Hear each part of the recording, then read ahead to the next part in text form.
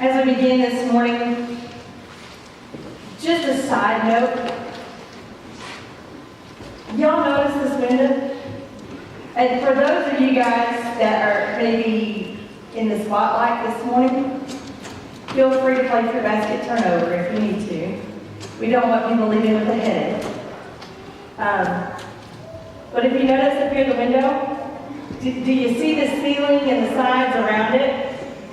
You notice it's not falling in anymore?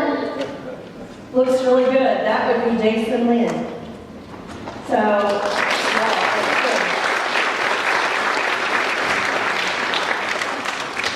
good. Hey, Jason. That one's looking pretty bad to me. Just saying. So, but it looks great up there. I noticed it first thing this morning. All right, as we begin, let us go to God in prayer. Holy God, we pray that the words of my mouth and the meditations of all of our hearts may be pleasing and acceptable to you, O God, our rock, our strength, and our Redeemer. Amen. So this morning I'll be reading the scripture as part of the sermon together. But the text that I'll be pulling from is Luke 21. And in this text, actually the text before what I'll read today, that's the first part of the text. And that text is about the destruction of Jerusalem and about the destruction of the temple. And then we get to the part for today about the chaos of our world, the signs that are to come. And any of y'all ever seen the Shrek movie? Y'all remember Shrek? Crass little man, ogre dude? Okay. Well, in that movie, it's something that actually I've used several times, and it's this peeling of an onion. He used the story of peeling an onion to talk about life. There are many layers to what goes on in our lives. And the same is true with Scripture. So in the text in our Bible today, you have the anticipation. The season of Advent is a time of preparation for us, right? It is a time for us to receive the Christ child. Now we know that Mary's not going to pop out a baby right here, right? It's not going to happen. It happened 2,000 years ago. But we believe that we can receive the Christ child anew in our lives, right? That this Christ child can come to us. That's one layer of the onion. That's our participation in the birth of the Christ child. Another layer happened 2,000 years ago, and what was that? The actual birth of the baby born in the manger. That's the story we hear in our scripture. That's one layer of the onion. The second layer is our participation in that today, 2,000 years later, right? Then there's a third layer to this onion. The third layer is the Messiah is coming back. So still, this preparation for the Messiah to come, right? That's a whole nother level to the story, right? So today as you hear the text, we have different layers of the text. And today we're going to be talking about the second coming of Christ. That's a part of our Advent preparation as well. Being ready for Christ to return. We don't know when that will be. Scripture tells us he will come like a thief in the night. And so we must be those who are ready. The end is creeping closer and closer. Jesus makes remarks about how there will be signs.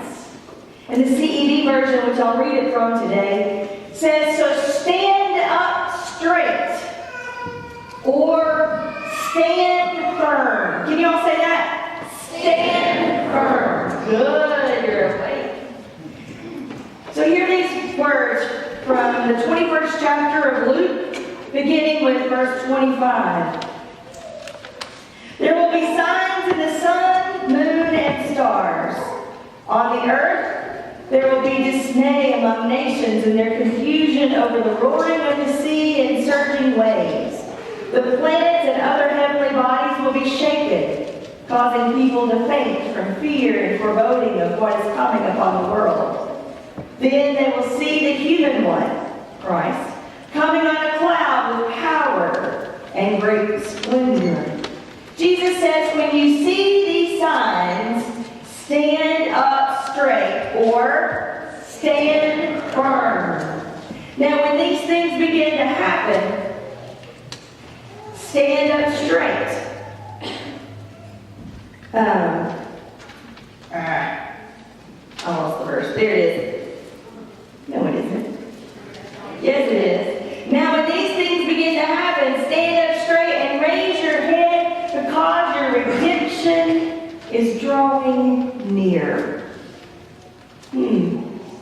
Why does Jesus say stand up straight?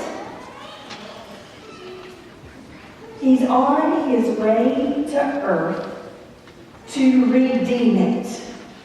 Jesus Christ is on his way to earth to redeem it. Paul tells us in the book of Romans, the 11th chapter, do not be unaware of this secret. The deliverer will come from Zion. He will remove ungodly behavior from Jacob, and this is my covenant with them when I take away their sins.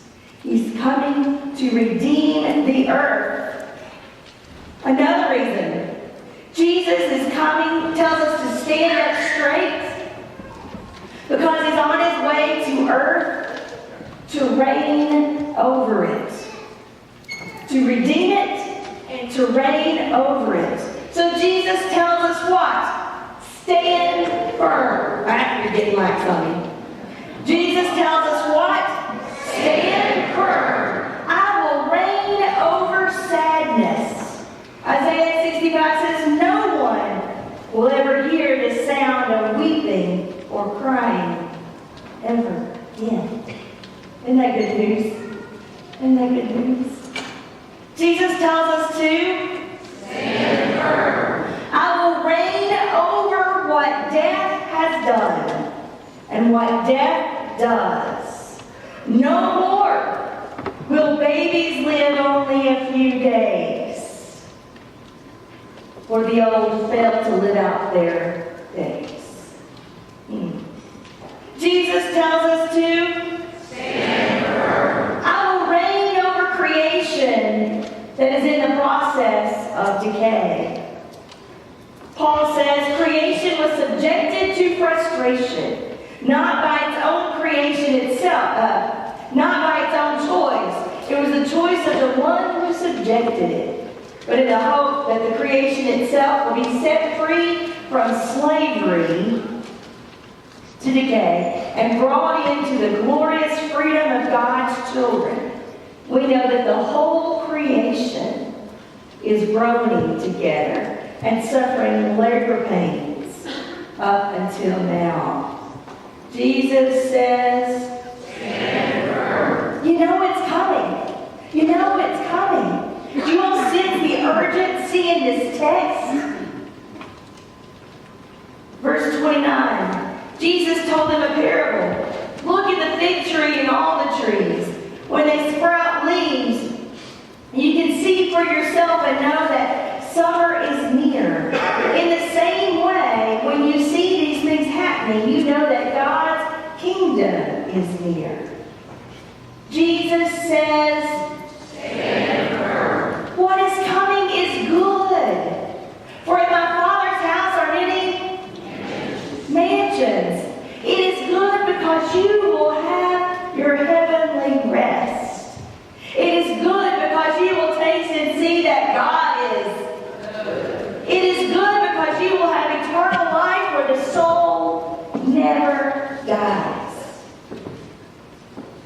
Jesus says, stand firm and continue making disciples for the transformation of the world.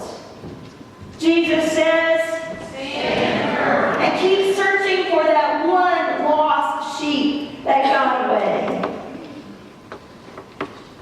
Jesus says, and continue being the church. Verse 32. I assure you that this generation won't pass away until everything has happened.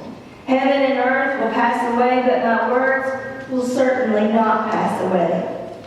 Take care that your hearts aren't dulled by drinking parties, drunkenness, and the anxieties of the day-to-day life. We talked about that last week, didn't we?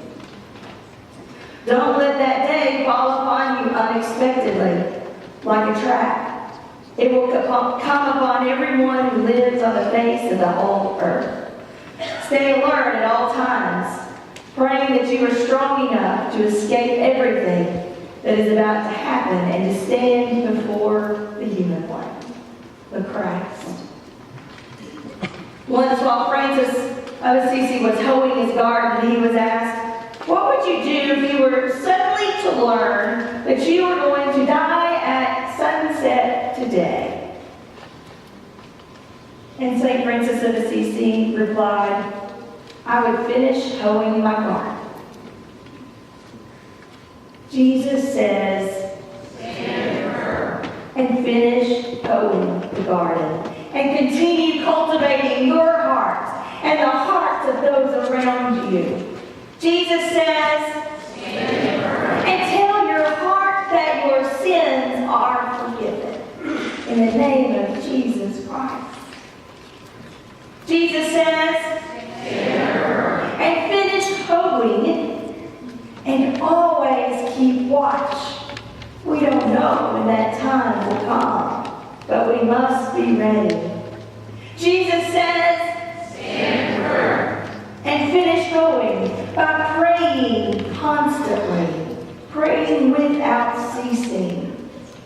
Jesus says, and finish hoeing, and by doing so, you'll be able to stand on that wonderful day. And then, you know, when I meet God, I've always thought that I would just bow down before Him. But after I saw this picture, this is going to be me. Right? When I see Jesus Christ, because I have stood firm, let me tell you, all of it goes out the window. And I'm going to run into His embrace. My friends, that just gives me goosebumps. What a powerful scene. But we have work to do here in this life, on this earth. Jesus told us to what? Stand firm. Stand firm. Make disciples for the transformation of the world. Stand firm in our beliefs. Stand firm in receiving God's grace and mercy and then living it out. Stand firm in serving God by serving others. Stand firm by loving God and loving others. Stand firm by loving the unlovable. Stand firm by doing what Jesus would do, seeking the least, the last, the lost. Stand firm by following in the image of God and doing the will of God. And then one day, we will have this opportunity, we don't know when. You know, we don't put up decorations to tell us when Jesus is coming back, do we? We don't know when that day will be. There are people that try to predict. The scripture tells us you can't do that. Right? Come like a thief in the night. So we must be ready. We must be alert as we prepare for the baby to be born in a manger and to be born anew for us. We must also prepare for the coming of the Christ. Are you ready? Are you standing firm? Today is the day, my friends. Today is the day. May it be so. May